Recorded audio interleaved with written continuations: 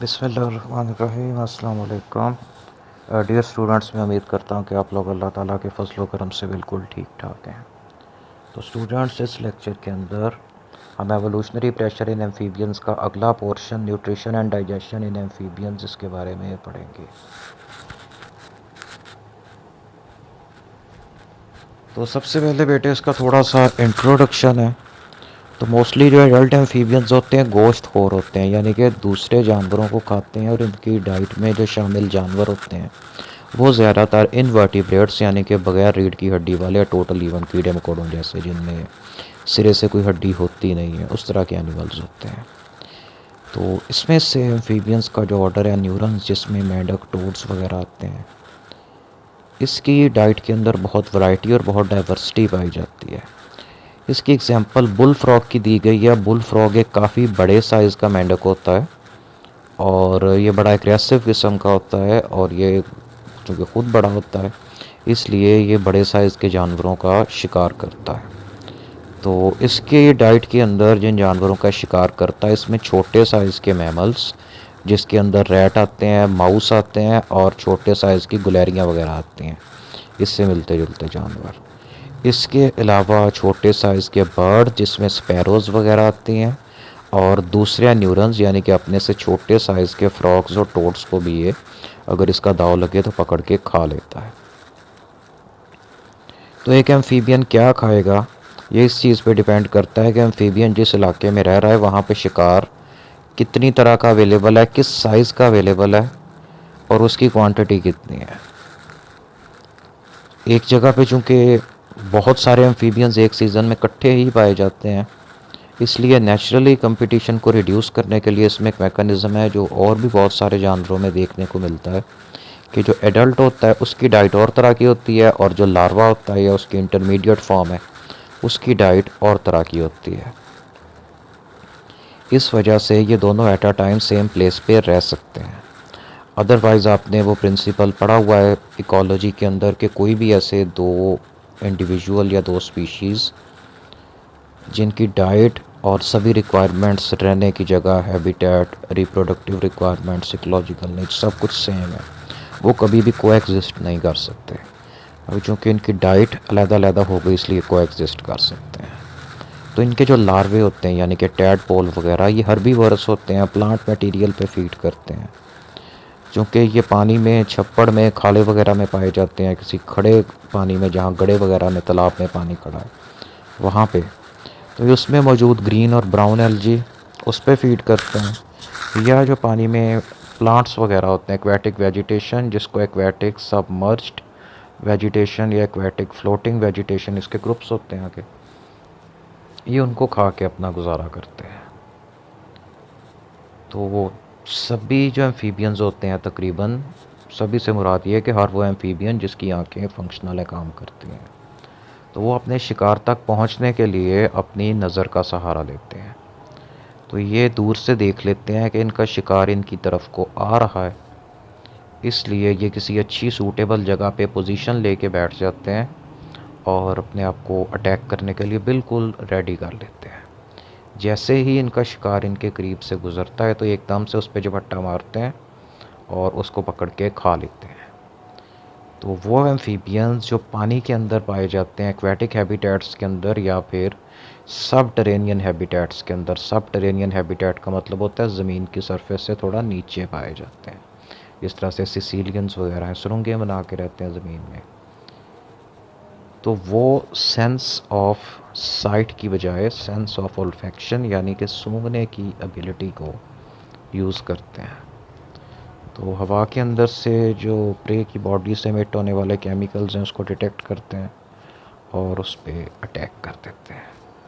इसको यूज़ करने का एक रीज़न और भी है, क्योंकि जो सिसिलियंस होते हैं इनके बारे में आपने प्रीवियस लेक्चर्स में पढ़ा था कि इनकी आँखें नॉन फंक्शनल होती हैं और इनको कुछ भी नज़र नहीं आता।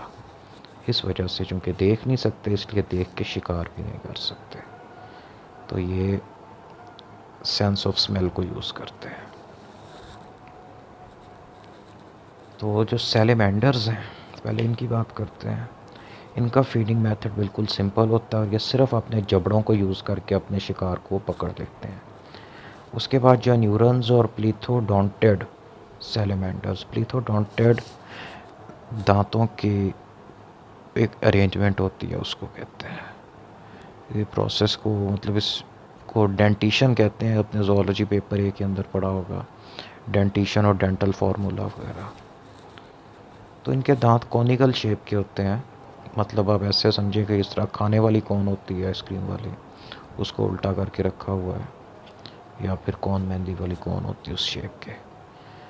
तो ये किसी शिकार को उसके मुंह में होल्ड करके तो रख सकते हैं, लेकिन उसको चबा नहीं सकते, उसको काट नहीं सकते, या उसको पीसेस में डिवाइड नहीं कर सकते।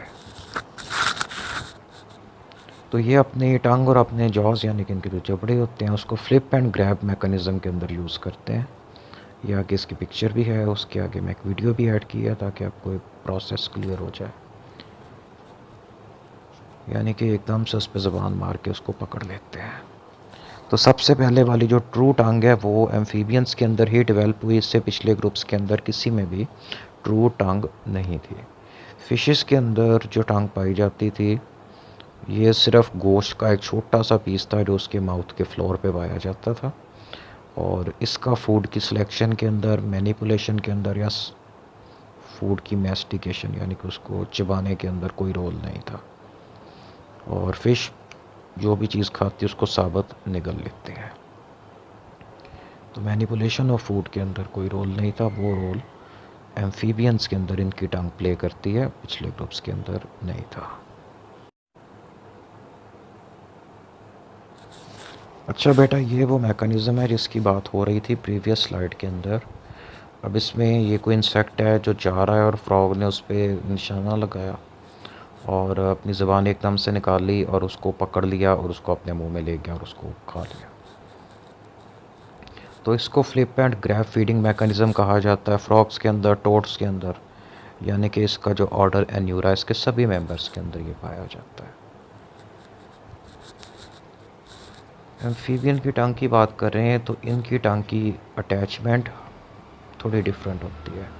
यानी कि इसका जो नीचे वाला जबड़ा होता है इसके अगले सिरे से, यानी कि जो इसका बाहर मुंह की बाहर वाली साइड जिधर इसका मुंह खुलता है उस तरफ वाला जो सिरा होता है इसकी टंग वहाँ पे अटैच होती है, और इसका फ्री वाला सिरा माउथ में पीछे की तरफ क्या होता है। इसको थोड़ा सा इस सेंस में देखें, जो इंसान की ज़बान होती है वो उसके मुंह की पिछली साइड पे, यानी कि हमारा जो नीचे वाला जबड़ा है इसकी पिछली साइड जो हमारे गले वाली साइड बनती है, टंग यहाँ पे इसका सिरा एक अटैच होता है, और इसका जो फ्री वाला सिरा है वो बाहर वाली साइड की तरफ होता है जिधर को हमारा मुंह खुलता है। तो मेंढक के अंदर यही ज़बान उल्टी साइड पे लगी होती है, यानी कि जहाँ पे मुंह खुलता है वहाँ पे इसका अटैच सिरा होता है और इसका फ्री वाला सिरा फोल्ड होकर इसके गले की तरफ गया होता है। एक और इम्पॉर्टेंट चीज़ ये है कि इसकी टंग के ऊपर बहुत सारे म्यूकस ग्लैंड और बक्कल ग्लैंड्स पाए जाते हैं जो इंतहाई चिपचिपी किस्म की सेक्रीशंस पैदा करते हैं।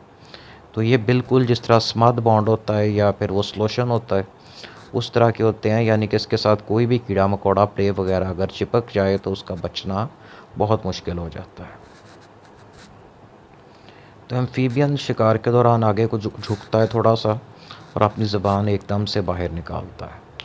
तो जब इसकी ज़बान बाहर निकलती है तो इसका नीचे वाला जबड़ा थोड़ा सा और नीचे को हो जाता है, सार इसका थोड़ा आगे को झुक जाता है, और ये सारा जो मतलब कि इसमें चेंज आया ये इसको हमला करने में मदद देता है।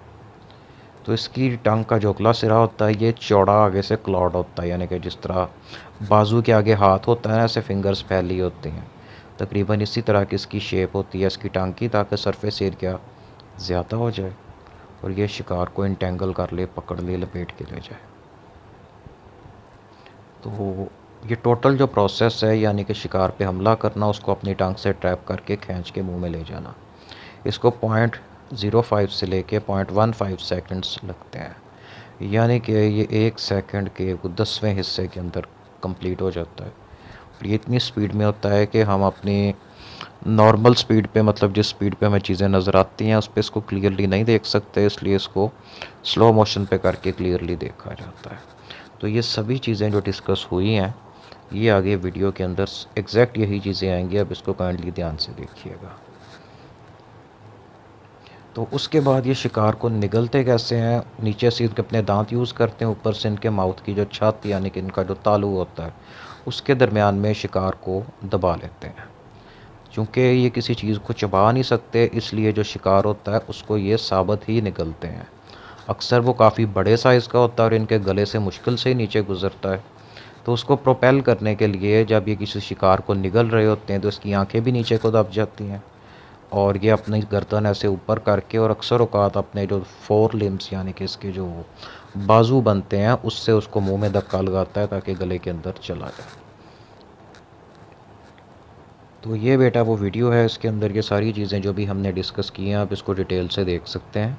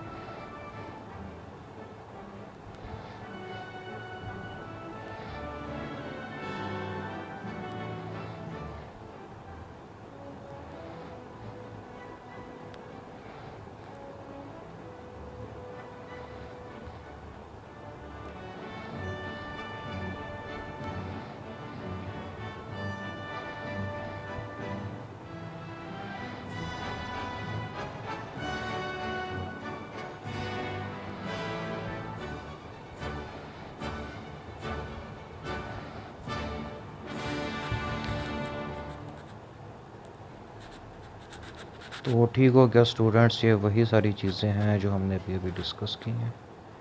तो इससे रिलेटेड अगर किसी बच्चे का कोई क्वेश्चन है तो वो मेरे से पूछ सकता है और काइंडली इसको एक दो दफ़ा देख लीजिएगा। Thank you very much and अल्लाह हाफिज़।